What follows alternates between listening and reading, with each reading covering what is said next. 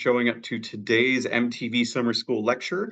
I am Peter Hotvet. I am the moderator for this discussion today, and I'm excited to introduce Brad Nethercutt. And Brad is a PhD student at Penn State working with Professor Marek Flaska. He earned his BS in physics from Purdue University in 2021. And today he will be discussing his work related to his dissertation on prompt gamma activation analysis. Brad, the floor is yours. Yeah, thank you, Peter, for the introduction. As you said, my name is Brad Nethercutt. I'm a PhD student studying nuclear engineering at Penn State. And the topic of today's talk is prompt gamma activation analysis. I'll spend most of my time focusing on kind of the overview of that technique. And then towards the end, I'll touch on some applications for nuclear forensics, which is the main focus of my thesis work. I've been involved with MTV since starting grad school in 2021. And I've attended the past few MTV's summer school series. So it's really exciting that I get to now be in the chair and presenting to you all. So I'm looking forward to it.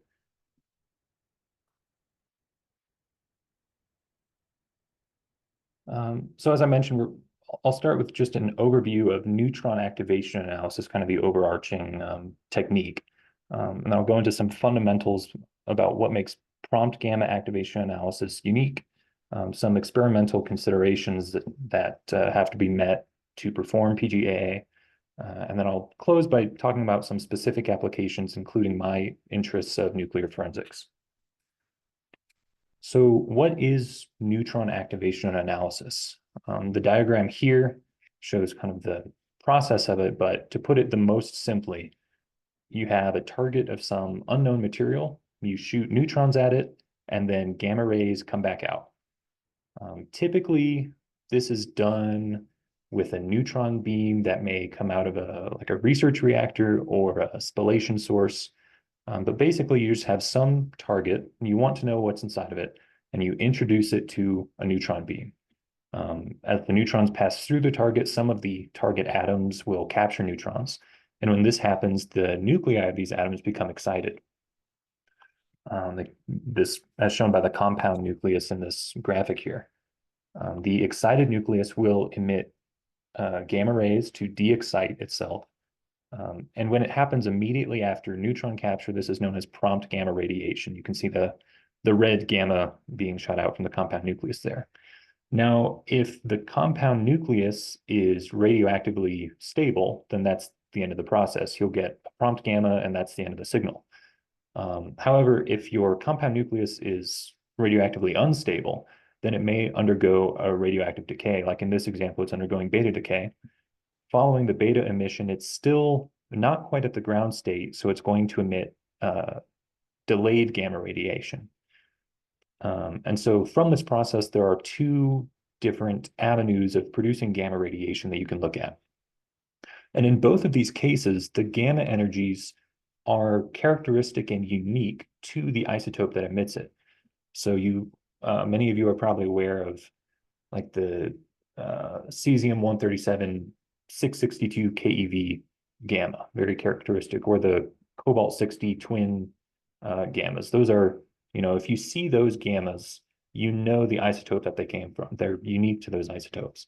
And that's kind of the underlying principle of using NAA to figure out what's in a target.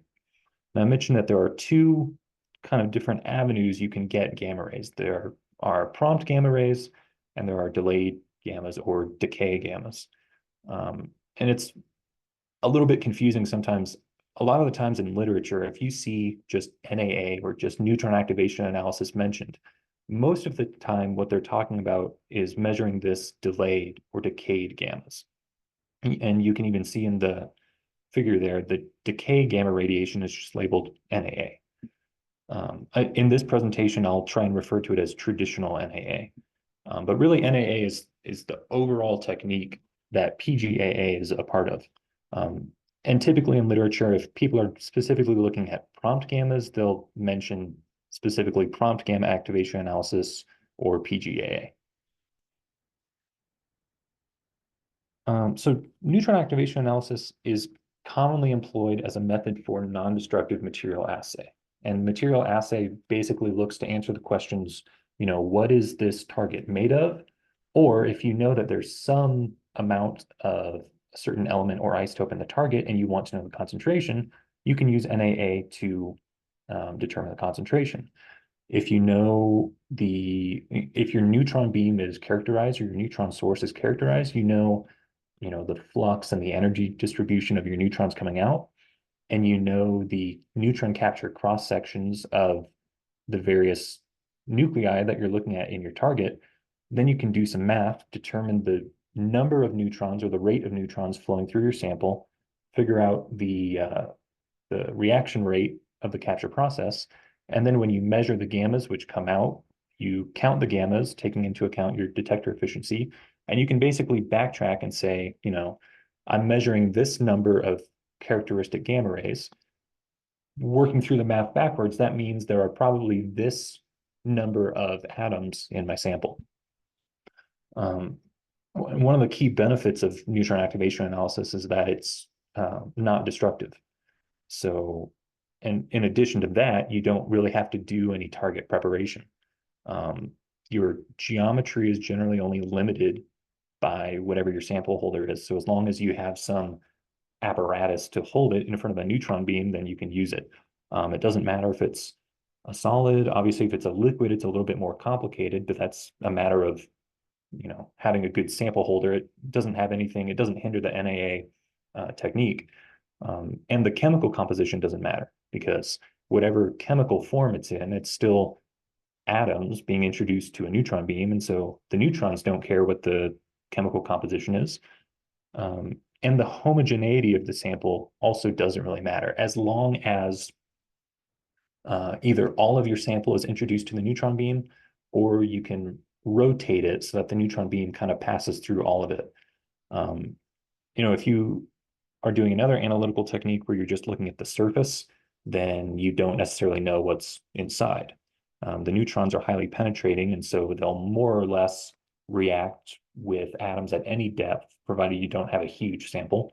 And it will give you a good idea of what something is made of all the way throughout. I'll touch briefly on mass spec. So it's kind of the gold standard of material assay. Like if you really want to know what something is made of down to individual atoms, then mass spec is the way to go. But it is an inherently destructive process. I mean, it's ionizing the atoms and separating them. That's how it works. It can require complex sample preparation. If you're just taking a little bit off the surface, then you're not analyzing what's further inside a sample. And so if a rapid turnaround is desired, or if your sample chemistry, if you don't have a lot of leeway with how you can chemically prepare your sample, then often NAA can be a much more flexible and forgiving technique. So I've touched on what makes NAA NAA. Now I'll start to talk about what makes prompt gamma activation analysis unique. Hey, Brad, one quick question before you move on. Yes. Just one question. Can you just briefly explain what mass spectroscopy means? Yeah, so mass spectroscopy is an analytical technique for determining what a sample is made of. And there are lots of different sub-techniques of it. But the basic principle is that you have some material and you ionize it. And then so you're ionizing it and you're separating the atoms from each other, and you're running the atoms through kind of a chamber with a magnetic field or some kind of a way to distinguish the charges from each other. And so you're looking at the charge to mass ratio of atoms in your sample. It's not a technique that I've used personally, but if you're looking into like trace element concentrations, a lot of times you'll see mass spec or MS referenced as the way that they determine that. So PGA, the excited nucleus will reach the ground state very quickly after neutron capture, within 10 to the minus 9 seconds, hence the name prompt gamma activation analysis. And as I mentioned before, this de-excitation occurs whether or not the compound nucleus is radioactively stable or unstable. So a key advantage of PGA over traditional NAA is that you aren't limited to needing a radioactive compound nucleus to get a signal. No matter, there are a few outlier exceptions, but no matter what nucleus captures a neutron, it's almost always going to emit prompt gamma radiation. The total emitted gamma energy is typically in the range between 6 to 10 MeV for about 80% of stable nuclei. And instead of just a single gamma, most commonly you'll see a cascade of prompt gammas. On average, one cascade might be comprised of 2 to 5 gammas, but there's no limit. An excited nucleus may only emit one gamma with all of the energy, or it could emit more than 10. This is, a process happening in the nucleus of the atom. So it's important to understand the structure. And I think that helps kind of bring an understanding about how this process happens. So the nuclear shell model is basically a simplified model of the nucleus in which it's analogous to like the electron orbitals that you probably learned about in like high school chemistry. So you start from nothing and then you kind of build protons and neutrons like building blocks to make your nucleus, and they fill shells. Protons fill their own shells and neutrons fill their own shells. And when a nucleus has a filled shell, then it's considered especially stable. Just like, electron orbitals, when an electron orbital is full, then the atom is less likely to react chemically because it doesn't want to mess up its stable state. And you may have heard of the magic nuclear numbers. These are numbers of protons and neutrons that make a nucleus especially stable, and that's because the proton and neutron shells are full. And when these nuclei have higher stability, that means they have an increased binding energy. So it takes more energy to pull a neutron out or disrupt that filled shell. The state of a nucleus in nuclear physics is typically described by its energy and commonly its spin and parity too. So the energy is pretty straightforward. It's just the overall, before neutron capture, it's at ground state, it captures a neutron, and then it's elevated to some excitation energy. The nucleus also has a nuclear spin and a nuclear parity. Those aren't too important for this talk, so I won't go too much into them, but neutrons and protons are each spin 1/2 particles. And so they'll add up in the nucleus. And so your nuclear spin is always going to be some multiple of 1/2. If there are an even number of protons and neutrons, then it'll be an integer spin. If there's an odd number of protons and neutrons, then it'll be a half integer. But if you see a nuclear energy level somewhere in literature, you'll probably see its energy and then maybe its spin and parity too. Parity is just notated by plus or minus. So as I mentioned, your nucleus will capture a neutron and get thrust into an excited state. This excitation energy is going to equal the neutron separation energy, the energy required to separate the neutron from this compound nucleus, plus the kinetic energy of the neutron that was just captured. Now, for slow or thermal neutrons, a thermal neutron has a fraction of an eV energy. So the added kinetic energy is going to be negligible compared to the multiple MeV neutron separation energy. Now that the nucleus is in an excited state, it will de-excite through the emission of one or more prompt gamma rays in that cascade. And technically, a tiny fraction of this excitation energy is spent recoiling the nucleus. Every time it emits a gamma ray, it's going to recoil in the opposite direction. Other than like hydrogen, once the nucleus gets big enough, this energy loss to recoil is pretty negligible, but technically it is there. As the nucleus gets to a sufficient size, basically the sum of the emitted gamma energies, if you sum up all the energies of all the prompt gammas emitted, it will equal the excitation energy of the nucleus immediately upon neutron capture. I have a diagram here. So this is just the simplest example. So this is a hydrogen 1 nucleus. So it's just a proton. It's at ground state and it captures a neutron. And upon neutron capture, it's elevated to this excited state, which for hydrogen 2 is pretty low. It's just over 2 MeV. As I mentioned before, for most nuclei, this will be between 6 and 10 MeV, or 6,000 to 10,000 keV.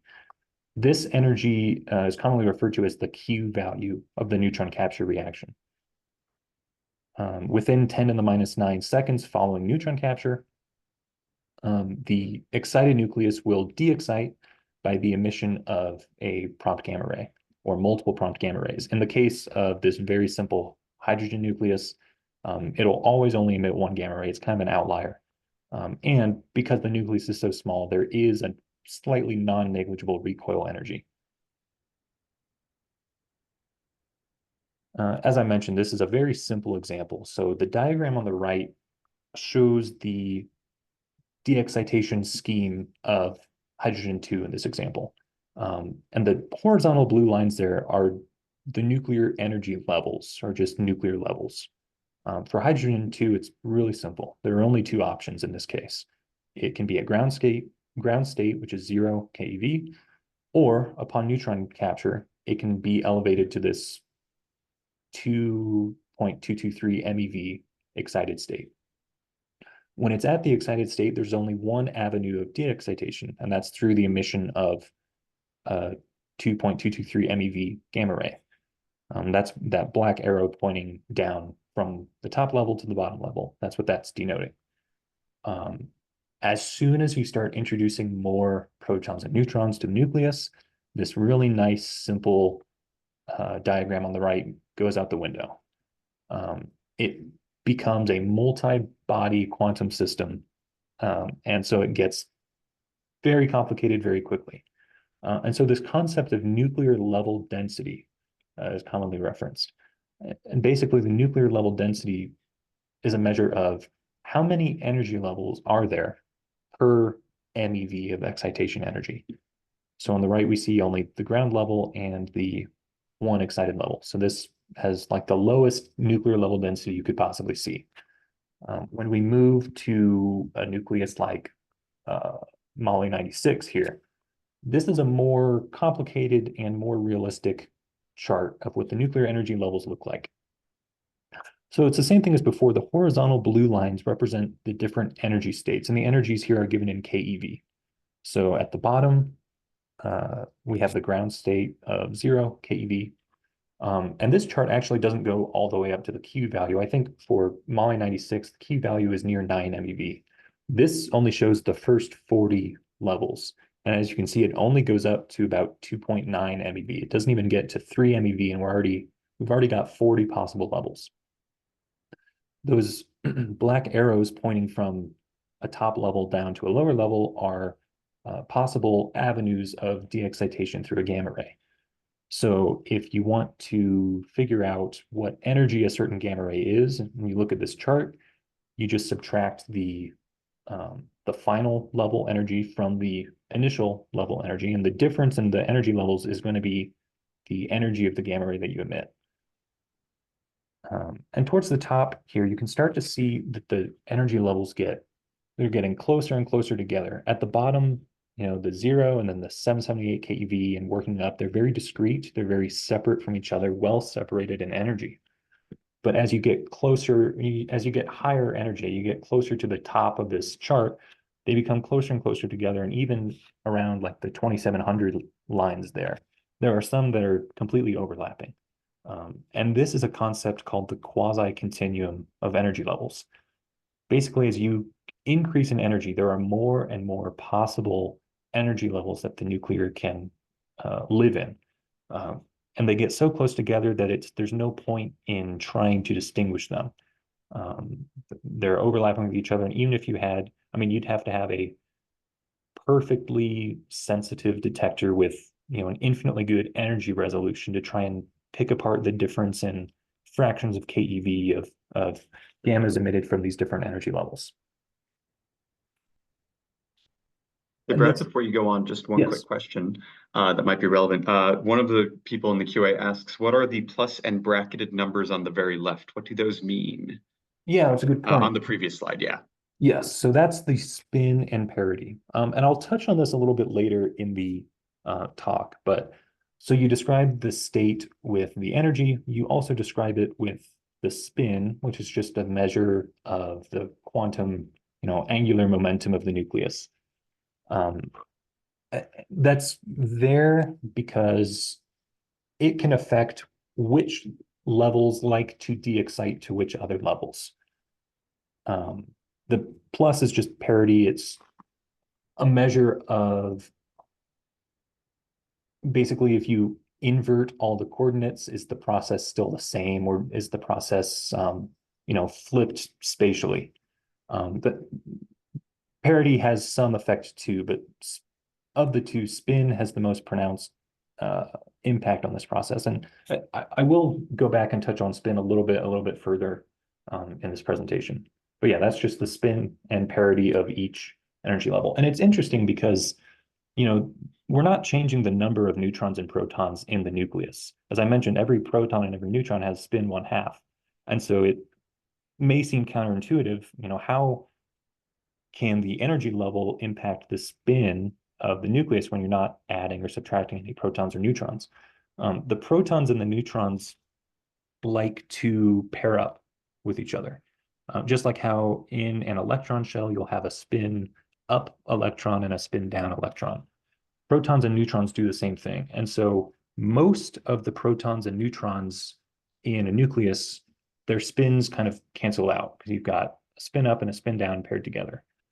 When you get to the very outer shell of the nucleus, if it's not at ground state or if there's not a perfect pairing of protons and neutrons, then there are some spins that aren't canceled out, and so they contribute to the net spin of the nucleus.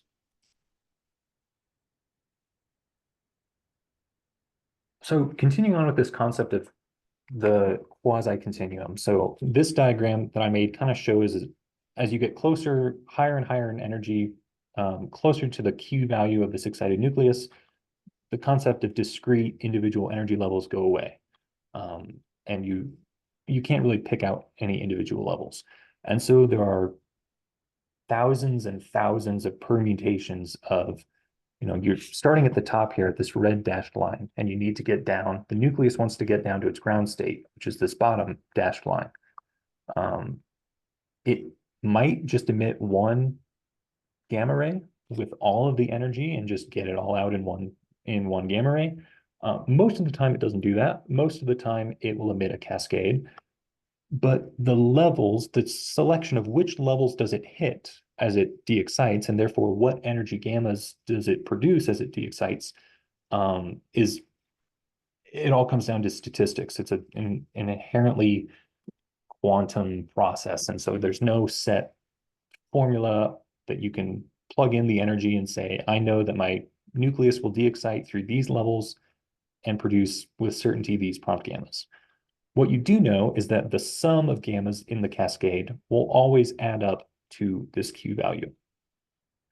And so you can kind of measure the gammas and start to piece together. It's kind of like a puzzle. If you're seeing certain gammas of certain energies, and you know that you have some well-defined energy states down kind of in this area where they can still be picked out, then you can kind of start to construct your levels further upward and upward using, if you know that the prompt gammas are part of the same cascade, they build on top of each other, and eventually they'll reach that Q value. So I may not have done a great job of promoting PGAA as a useful technique so far. I'm describing how it's kind of complicated compared to the traditionally used like delayed gamma neutron activation analysis. And from the talk of the quasi-continuum, you might be thinking, how can you use this at all if it's essentially random what gamma energies are emitted? The fact of the matter is it's actually not random. It's there are certain energy states that will be populated more often than others. So going back to this Molly 96 diagram that I showed before, there's lots of energy levels up here, and gammas of all energies are populating levels all along this diagram. But there are two levels in particular that are especially populated. And when I say populated, I mean a nucleus de-excites from a higher energy and just for a tiny fraction of a second finds itself at one particular energy level. This 778 keV energy level, you see a lot of gammas being emitted so that the nucleus can de-excite down to this energy level. That's where the arrows end. That means that the de-excitation ended there, or that step of the de-excitation ended there. And so if you, a high percentage of the time, find yourself, a nucleus finds itself at the 778 keV line, the only remaining avenue for de-excitation is by emitting a 778 keV gamma down to the ground state. So when this level is populated a high percentage of the time, you'll see this 778 keV gamma a high percentage of the time. And similarly with this 1.6 MeV line, it's highly populated and it likes to de-excite down to the 778. So you start to see these patterns emerge, and these patterns inform which prompt gamma energies you expect to see. These populated levels are called feeding intensities, and sometimes, like I think for Molly 96,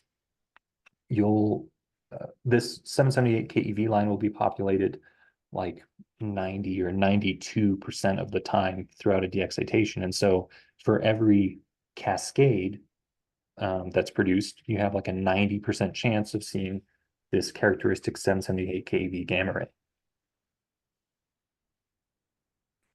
As I mentioned, this is a multi-body quantum problem. And so there's no way to just figure out with a pen and paper what energies are going to be produced. They require statistical models, and in this current age, there are computer codes that do this. There are a few different parameters. There are different aspects of it that require different statistical models. So I mentioned the nuclear level density. There are different models to sort of predict the number of energy levels per MeV of excitation energy. There are also what are called photon strength functions, and these are essentially the statistical models that try to describe the probability of gamma emission as a function of the gamma energy. So basically, they're the functions that people try to make to describe what is the probability of seeing a prompt gamma emitted with this energy. And there's no absolutely correct nuclear level density or photon strength function that you can just find in a textbook and it works every time. It's quite the opposite, actually.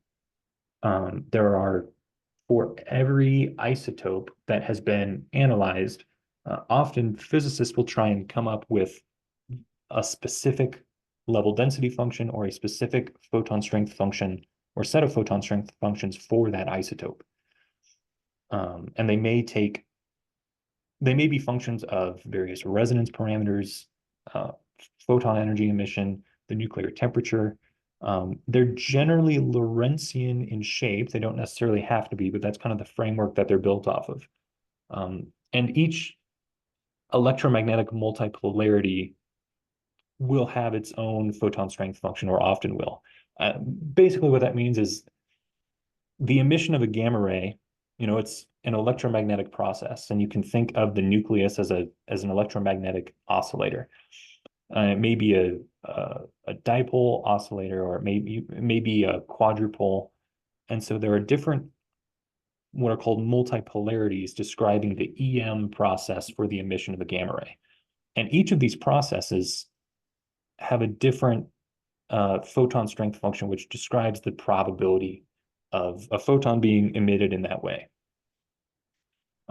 That's a little deeper than you need to know for this talk, but my point is the statistical model has a lot of other statistical models built in. If you've ever heard of the computer codes Dicebox or Rainier, these are Monte Carlo simulations which handle the de-excitation of these excited nuclei. They use the same physics engine. Rainier is just a little bit more updated and has some additional features that Dicebox doesn't. So as if I haven't made this sound complicated enough, there are some additional challenges that present themselves. This whole time we've been working off the assumption of the nuclear shell model, where you have essentially these spherical shells building on top of each other, and you have a perfectly spherical nucleus. And that's not the case, especially for neutron-rich nuclei or just like the rare earths, once the nucleus gets big enough, it often deforms. And you can see, it kind of gets a football shape to it, depending if the angular momentum of the nucleus is particularly high or low. It might kind of get wide, more wide than it is tall, or more tall than it is wide. There are even really exotic ways that the nucleus can deform. This diagram below shows what are called scissors modes, where the protons will oblate and the neutrons will oblate, and they'll do that independently of each other, and they'll arrange themselves in kind of that cross. It's called a scissors mode because it kind of looks like an open pair of scissors. And so you'll have the protons and the neutrons arranging themselves in these weird deformed shapes. And of course, the nucleus is spinning the whole time. And so you've got this complex rotational body in the nucleus. And that will impact the behavior of the nucleus in emitting prompt gamma rays. You've also got internal conversion, which is a competing process to prompt gamma emission. If your nucleus is excited, instead of emitting a prompt gamma, it may undergo internal conversion, where it imparts the excitation energy to an electron, typically one of the inner shell electrons, and it'll eject the electron instead of emitting a photon. So these concepts also have to be kept in mind when you're trying to model and predict the behavior of an excited nucleus to de-excite. And those are things that Dicebox, one of the computer codes that I mentioned before, those are things that you have to keep in mind when using Dicebox. I'm focusing on Dicebox because that's what I've used so far in my studies. It's a Fortran code that was written in the mid-90s. So the nice thing about it is that it runs very fast, and it runs on pretty much any modern hardware.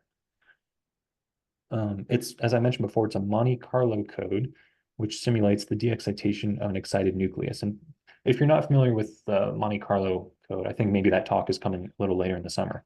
Basically, if you want to simulate something statistically, you simulate one thing many, many, many times. So basically, all Dicebox is doing is it's simulating the de-excitation of a single nucleus, like 10,000 or 100,000 times. And then when you see all of these outputs, then you can start to establish patterns in the de-excitation process.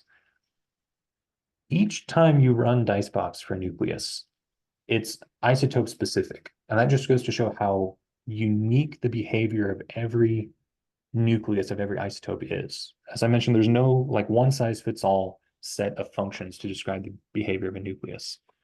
You have to input all of these isotope specific parameters and choose which statistical functions you want to use. And if I'm trying to simulate an isotope that I haven't before, then the first step will be, just Googling, searching for anyone who has ever tried to characterize the nuclear behavior of this isotope. Most of the time, I don't get lucky. And so what you have to do is just pick a nearby nucleus, an isotope of a similar size. Like if I'm looking at a rare earth, and the rare earth that I want to simulate isn't characterized, but some, dysprosium isotope a little bit further along the periodic table has, then my best bet is to try and use those models in my simulation. So it's really a game of just trying to pick which models, which initial parameters are going to try and produce the most faithful simulation with the information that you have. You also have to give it, you have to give Dicebox the known level data. So you have to give it the discrete levels at low excitation energies that are well characterized before you start getting into the quasi-continuum and the levels kind of blend into each other. The code basically simulates everything above that energy. It says, all the levels above this energy can't be easily picked apart. So I'm just going to treat it as a continuum, a statistical continuum. Everything below this energy, there are discrete levels, so I can, simulate my gamma rays accordingly. Briefly, so I ran a Dicebox simulation of the de-excitation of dysprosium 162. And I probably did like 10,000 or 20,000 or 100,000 cascades. But I just picked the first 5 and put them on here. So similar to the diagrams that we were looking at before, You have your Q value up top and your ground state down below. You know that your nucleus is going to start at the Q value. You know it's eventually going to get down to the ground state. You want Dicebox to simulate what levels it hits as it goes down. So these are the first 5 cascades. And as you can see at the top, the first few levels that it hits are essentially random. There's no pattern to it. But as you get down to the bottom towards the ground state level, some patterns emerge. Like you see this 80 keV level popping up 4 out of 5 cascades. And I think for dispersing 162, it's like a 90% chance that you'll see this 80 keV level.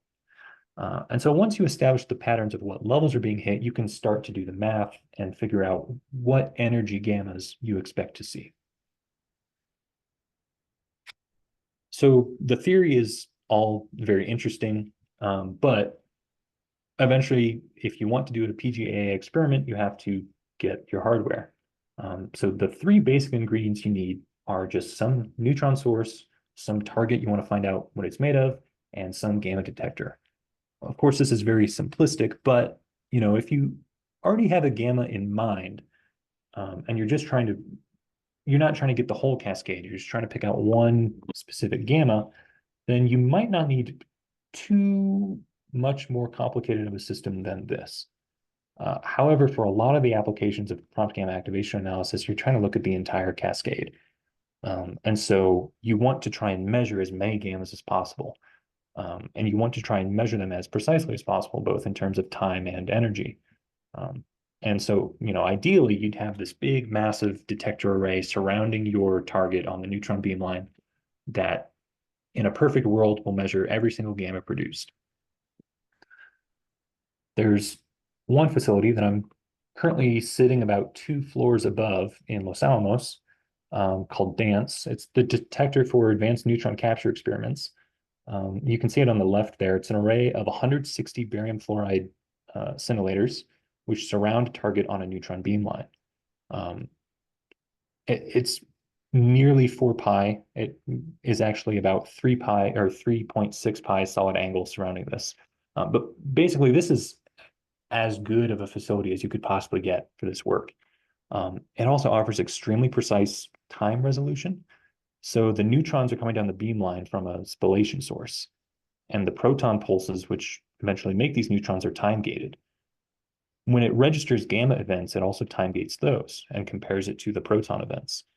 You know the distance of your neutron flight path, and so you can even pick out from your measured gamma energies based on the time difference between your registered gamma event and the proton pulse that hits the target and creates the neutron. You can determine which gamma events are caused by neutron capture of certain energy neutrons. So there's a tremendous amount of information that you can get out of this facility. And a few examples here. This on the top left here is just your basic, like gamma spec plot that you've likely seen before if you've done any work like that. It's the number of counts on the y-axis as a function of the energy. You also have an interesting thing that DANCE can measure on the right here, which is the multiplicity, or how many gammas are produced as a part of a cascade, and how many detectors does it take to fully measure all of these events. So if you have a higher energy gamma ray, it might scatter and deposit energy across multiple detectors. If you only have a 1 detector system, then that, after it scatters, then it's gone. But when you have 160 detectors, you can track 1 gamma using your time gating across multiple detectors and see the pattern of how all the energy is deposited. So prompt gamma activation analysis has quite a few applications. The biggest one I think that you see in literature is nuclear structure investigation, which is most of what I've been talking about, how, determining what energy levels exist in which nuclei and trying to predict the statistical behavior of these nuclei. But for material assay, there are a wide variety of applications. It can be used for determining compositions of ore, and I'll talk about that in just a minute here with the nuclear forensics. You can use it to certify like construction materials if you want to make sure that a metal alloy is actually the alloy that the manufacturer says it is, maybe. You can perform PGAA and make sure that the gammas which come out match what elements you expect to see in there. It's been used in archaeology. If you have a very, valuable or fragile artifact that you don't want to destroy through a destructive process, you can use neutron activation analysis and non-destructively assay it. Same thing with food and biological samples. If you want to make sure contaminants are below a certain point, PGA is one avenue to shoot neutrons at it, make sure that you're not seeing a lot of the gammas you'd expect to see produced by these contaminants. There are even medical applications for it.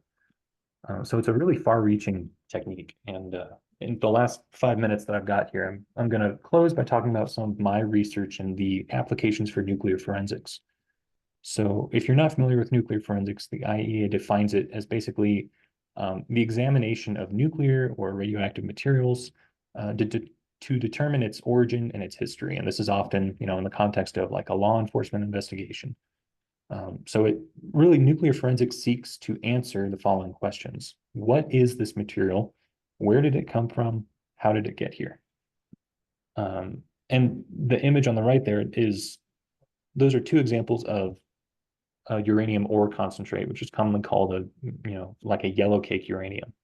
The what is it question might seem very simple. If you have some material, it might be simple to figure out what it is.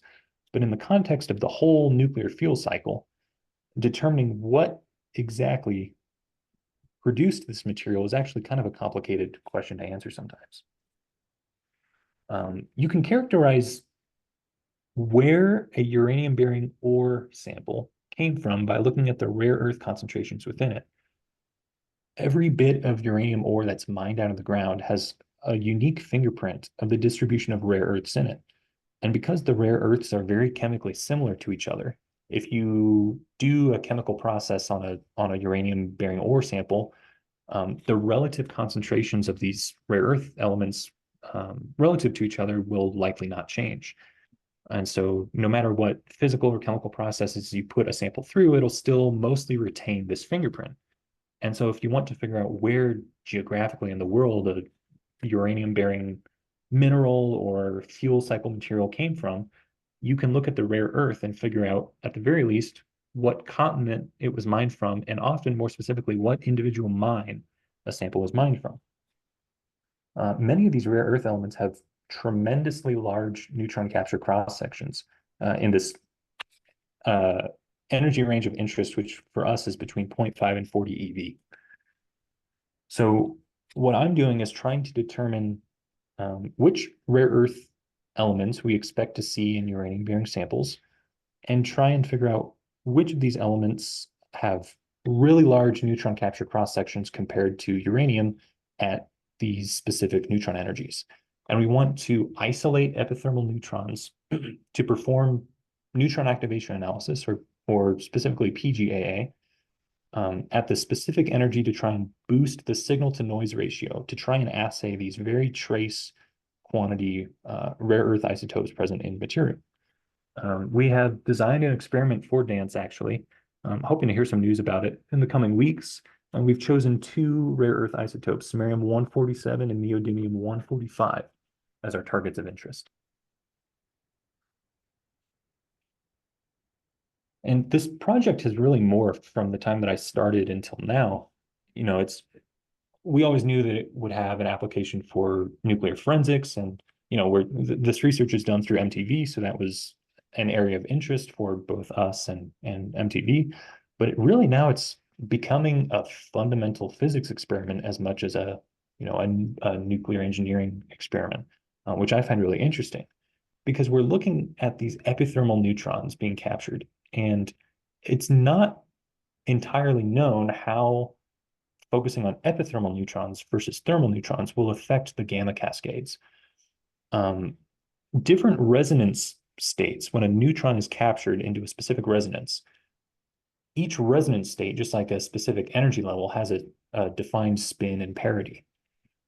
If you have an excited nucleus with a very large spin, and you're trying to get it to decay down, or if it's thinking about decaying to a very different spin, it doesn't really like to do that. It likes to transition through energy states which gradually change the spin over steps. And so if you're capturing it under a resonance that has a very large spin, that can impact the pattern of the rest of the cascade. So we're really interested in using dance to look at these entire cascades and isolate the events from the epithermal neutrons and see how that affects the fundamental behavior of the nuclei. So very briefly, just in conclusion, we talked about NAA as an overall technique, and there are some key differences between traditional NAA, where you're looking at the delayed gammas, versus PGAA, where you're looking at the prompt gammas. It's the same process going on in the nucleus, but the experimental and the theoretical considerations are very different. And it really impacts how you approach an experiment. But I hope that I gave enough of an idea about how these two differ and the advantages of PGAA. I do want to acknowledge Dr. Aaron Couture and the rest of the dance team who I'm working with this summer at Los Alamos in P3. I do want to acknowledge that my thesis work is supported by the MTV Consortium. And I included this handbook of prompt gamma activation analysis. This is a really great resource, and I pulled a lot of the information for this talk and my thesis work from this book. So if you're interested, you can find it online if I'm not sure what site it's hosted by, but if you put your like educational credentials in, you should probably have access to it. So if you're interested, I'd encourage you to look at that. For now, I'm happy to answer any questions. Thank you. Yeah, thank you, Brad, for this wonderful talk. We have some questions here in the Q&A going all the way back to about 5 minutes into the lecture. Okay. We'll start sort of back there. I didn't want to interrupt you too much. So when talking about the cobalt-60 and the full energy peaks, this anonymous attendee asks, cobalt-60 has full energy peaks at two levels, 1.173 and 1.332 MeV. During NAA, wouldn't both of these values need to be checked? Yeah. So they are emitted as part of the same cascade. And I don't remember which one comes first and which one comes second, but the cobalt-60, it beta decays, but it's still left at an excited state. It will de-excite through the emission of one of those, and then it'll continue the de-excitation through the emission of the other. So yeah, to get a complete picture of all the gammas being produced, you do want to check for both. But generally if one is produced, you know that the other one will also be produced. They're part of the same cascade. Yeah, awesome. Thank you. Another question. What time scale differentiates PG NN or NAA from DG NN NAA? So prompt gamma versus delayed gamma. Specifically, is it purely immediate reactions, or do they have short-lived nuclides that also count? Yeah, that's a good question. So I mentioned prompt gammas within 10 to the minus 9 seconds following neutron capture. You're going to get your prompt gammas. The delayed gammas are dependent on the half-life of your nucleus. After it undergoes radioactive decay, so it might be seconds or years or millions of years if it's radioactive before it decays.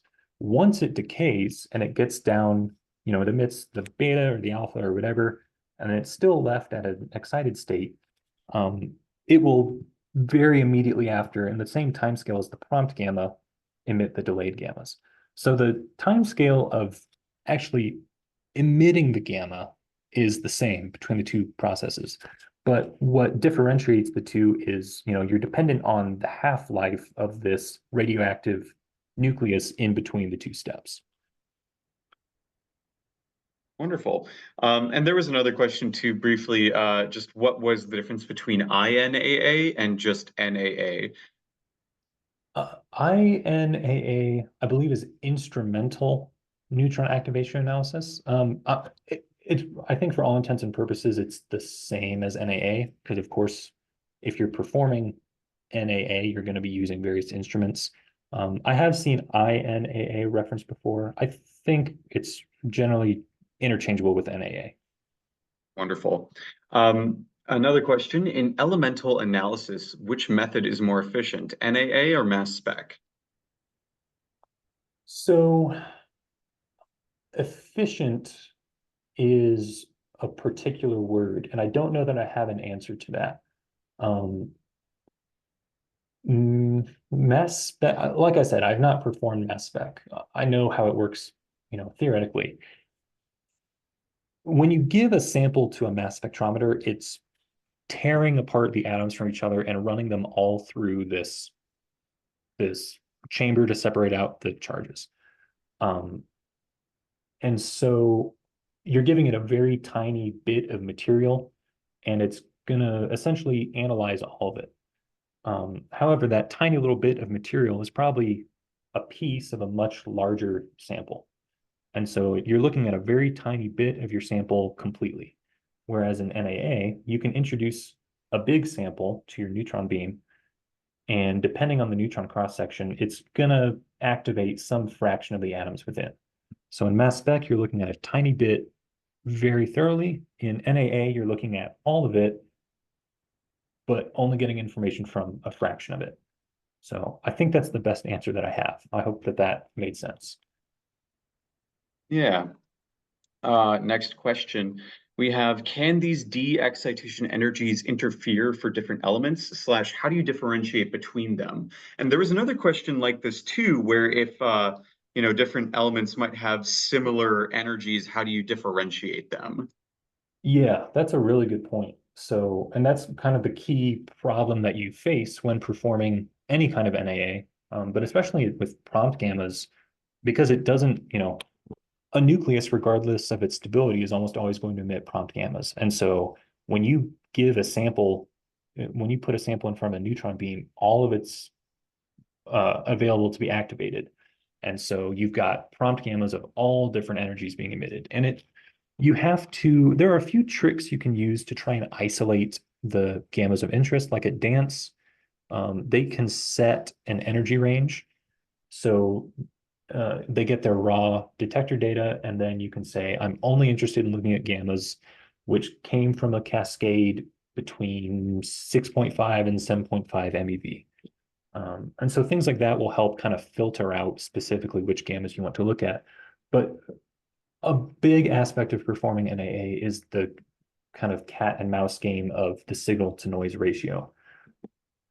You can like with delayed gamma activation analysis, you can let your sample cool off for longer after becoming activated. And so maybe some of the short-lived activation products will decay away before you go to measure it, and that will help. But also your isotopes of interest are also decaying away. And so the longer you wait, maybe the less noise you'll have, but also the less signal you'll have. And so there's some optimization that must be performed. Um, with prompt gamma activation analysis, you have to measure the prompt gammas as they're being produced. So you don't really have that option. But the main, I guess, way that you try and boost your signal to noise is, like my research, we're trying to use epithermal neutrons to boost by several orders of magnitude that capture cross section to try and increase our signal. But other than that, there are different games you can play with the data and the data analysis to try and isolate just gammas you're interested in. All right. We have some questions that I think are a little more straightforward to answer to now. Okay. The question, sort of, I guess you could answer these both kind of simultaneously. The first is, what radiation is commonly detected in neutron activation analysis? And specifically, this person also wants to know, what is that prompt gamma neutron activation analysis? Sorry, what was the second part of that question again? What is prompt gamma neutron activation analysis? So prompt gamma neutron activation analysis is what I have been referring to as PGAA, commonly in this talk. So if you can see this diagram here, basically PGAA, or prompt gamma, the N is kind of lost in the acronyms a lot of the times. So we have too many neutron acronyms in nuclear engineering. But prompt gamma neutron activation analysis is just this process of shooting neutrons at a target captures the neutrons, becomes excited, and then emits this prompt gamma there. You measure the prompt gammas that have energies that are unique to the nucleus that emitted it. And so if you can measure the energies of the prompt gammas you see, you can kind of backtrack and determine what elements and what isotopes were actually in your sample to begin with. The first part of that question, that actually raises a good point. neutron activation analysis, most commonly, you're shooting neutrons in and you're measuring the gammas that come out. It doesn't necessarily have to be the gammas, though. Like in this diagram, a target becomes activated. In this example, it becomes radioactive, and so it'll eventually decay through beta decay. And so you could perform neutron activation analysis. Instead of looking at the gamma, you could try and look at the energy of the beta, which comes out. Um, that's a little bit more difficult because the betas which are emitted are on a spectrum and not necessarily characteristic of the nucleus. But yeah, neutron activation analysis is most commonly performed looking at the gammas, but it doesn't necessarily have to be the gammas. You could look at betas or alphas or even, fission fragments if you really wanted to. Sure, thank you. Another question, could you elaborate more on the nuclear level density model? Yeah. So it's inherently a very abstract thing to try and visualize. I tried my best using the graphics available in Microsoft PowerPoint. But so the nuclear level density is basically the concept that in between the ground state here at 0 keV and the excited state immediately after capturing a neutron, there are all these possible energy levels that the nucleus could inhabit. As you get more towards this higher energy, these levels become closer and closer together. So their energies become virtually indistinguishable. Whereas down below, you have very discrete energies. Like the molybdenum we were looking at, you know that if it has a very low energy, it could either be at the ground state, it could be at 778 keV, it could be here, but you know that there are no energy states possible in between. Whereas when you get to the very top, it's almost random. It could be at any energy level in here. And so the nuclear level density is um, a nuclear level density model tries to give some mathematical description of the behavior of essentially how many possible levels are there per MeV of excitation energy. And it's different for different nuclei. There's no one size fits all model, and these really have to be developed in an isotope specific way. And that, the available levels to you will impact the prompt gammas which are emitted because prompt gammas are emitted by hopping from one available energy level to the other. Yeah, great answer. And then sort of building on that, one user wanted to know what the differences were between the red, gray, and black arrows for that Molly plot, I think on the previous slide. That is a good question. So the black arrows are experimentally confirmed, I would say, gammas. They've definitely seen these gammas and they've definitely attributed with a high degree of certainty the initial energy that it came from and the final energy state that it ended at. I'm not sure what the red and gray ones are. It could be that they're either theorized and they just aren't showing up in the experimental results, or maybe they're showing up in the experimental results, but at such a low quantity that they can't attribute a very high degree of certainty. That would be my guess, but I don't know for sure. For sure, for sure.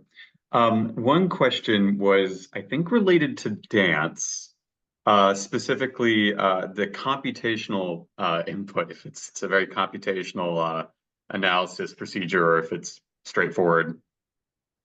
So the data analysis is incredibly computationally expensive.